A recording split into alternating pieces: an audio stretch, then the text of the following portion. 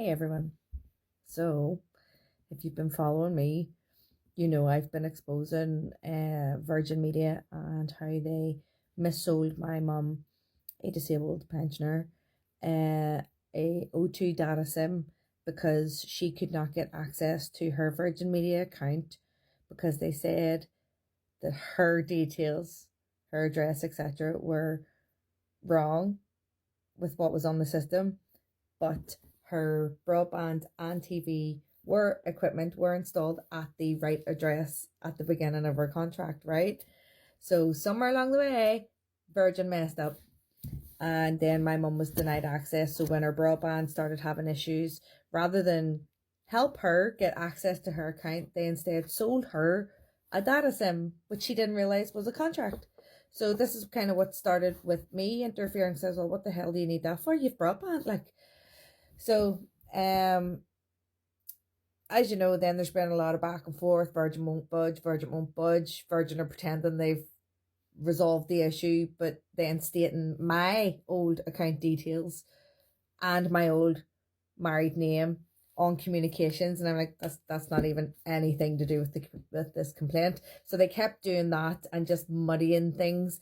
And then obviously it went to the debt collectors, and then it was sold on to another debt collector, even though the first debt collector had told us, that it shouldn't have been sold on anyway. And then the second debt collector was chasing my mum around old addresses and the addresses that she's never been, therefore creating a data breach, as well as them continually calling me by my old married name, right? So I have numerous audio recordings of me cracking up with Virgin, telling him, stop calling me by that name. That is not my name. Like, how hard? If a company can't get this right, what else do they get wrong? So today then I got a letter from Virgin. It's dated the 3rd of August. Wait to hear this. Hold on. Right, so I'll put a copy of the letter up, and I've redacted it because I can't give my married name out. Right, if you know all the other stuff I'm exposing, I can't give my married name out. It's not my name anyway. It's not even my account, but sure, anyway. So they addressed it correctly to me in my name, to my home address. So I've redacted that, right? And then it goes, hello, Lucinda. So I've redacted that, yes, as you'll see, right? So anyway, this is good. You requested a written response to your complaint, so we've set out our proposed resolution below. We've carefully reviewed the details you provided and considered all relevant information to make sure the outcome is fair and appropriate. Please look at the proposed resolution and let us know if you have any questions. Your feedback is important to us, and we're committed to resolving things in a way that satisfies you. Here's what you told us. Hi, Miss King. So, in the first paragraph, they addressed me incorrectly, which I have been, this is literally like them constantly calling and just all that harassment stuff, the constant calls when they were told, don't call, email only. And then they repeatedly keep calling me by this name. I mean, these are just antagonizing tactics to annoy and upset people, which is what they did. They annoyed the life out of me. Do you know what I mean? Women change their names for a reason, Virgin Media. Anyway, so I'll continue. We refer to your recent email regarding your mother's Virgin Media account. Firstly, please accept our sincere apologies for contacting you via phone. This will be fed back internally, and also for referring to your previous surname. Yet they did it in the letter. These people.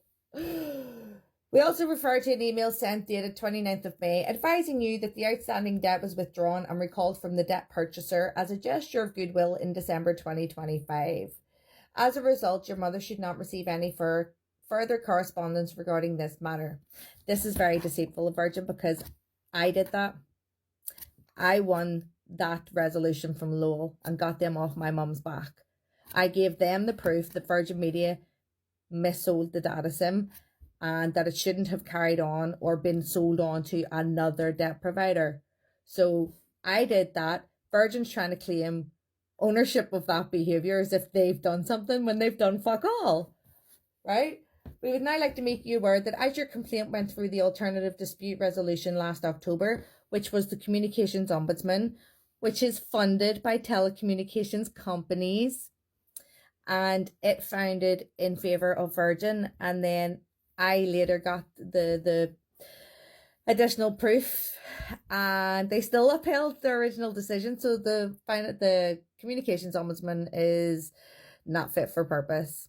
I mean, is that not even a conflict of interest? The fact that they're funded by the people they're supposed to regulate.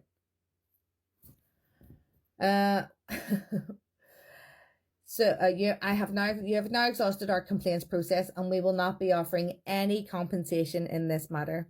They won't even be reimbursing my mum the 12 months of her Virgin bills. It tripled when she couldn't get access to her account. We would now like to, so no compensation. We will keep your complaint open for 28 days from today. So I got, this letter's dated the 3rd. I got it today. So that's 11 days. 11 days taken off a 28-day time frame. You have 17 days to kind of respond to it. So the system, no system seemed to work right anymore. I'm fucking Royal Mail, Jesus. If you feel like your complaint hasn't been resolved, or you're unhappy with the outcome, or if you'd like to talk about this more, you can call us on. If we don't hear back from you within 28 days, we'll assume you're satisfied and close your complaint. Kind regards, Virgin Media Senior Resolution Specialist. I'm scared for these people, so I'm going to read you my reply. So I have responded via email. I'm not calling. I don't do the calls. I keep things very tight, evidence-wise in email. So I have addressed this email to Lutz Schuler, the CEO office of Virgin Media, the resolutions team, and I've CC'd the enforcement procedures at Ofcom. So I have to formally update Ofcom on Virgin Media breach of their fine, or the fact that nothing's changing. You can find these bastards millions and they won't care. So here's my response to them. So the email I did, the subject is RE account number, thank you. So hopefully they open it, they expecting some praise and thanks and gratitude, because that's not what they're getting. To the Virgin Media executive team, I am writing to express my profound astonishment at the sheer administrative incompetence displayed in the final response letter sent by your senior resolution specialist today, 3rd of August 2026. The letter stands as a perfect monument to the data negligence we are fighting. Your specialist managed to address me by an incorrect historic surname in the very first sentence, only to use my correct name immediately below it. Tell me you don't even grasp complaints without even telling me. A common theme throughout my mum's experience. This cross-contamination of expired account profiles completely validates our data breach complaints. It is clear that Virgin Media's reliance on automated scripts has entirely replaced human oversight and logical data management. Thank you for this additional evidence. That's the thank you. Virgin Media claims that an email was sent to us in May 2026 stating that the debt was withdrawn and recalled from a debt company, but Lowell sent me that information, not Virgin Media. Kindly attach the email that you claim was sent to us in May 2026, as I cannot find this in my records. We have not heard from Lowell since, and rightly so. This action from Lowell was won through my correspondence and communications to Lowell, not anything Virgin Media has done, as it has done nothing but muddy communications for a year. How deceitful of you to claim otherwise. It's Virgin Media's conduct that put us in that position with Lowell in the first place. An apology would be more appropriate than claiming ownership of my behaviour. Disgusting. Furthermore, your claim that we have exhausted your internal process is noted. The Ombudsman's flawed review only binds your company. It does not strip a consumer of their constitutional right to seek justice. I can easily prove that the Ombudsman's decision and their appeal decision, which upheld the initial decision, was flawed, and you can thank Lowell for that too. I will be sure to make the small claims judge and local journalists aware, if they aren't already, that the Communication Ombudsman is funded by telecommunication companies, like Virgin Media. Isn't that a convenient conflict of interest?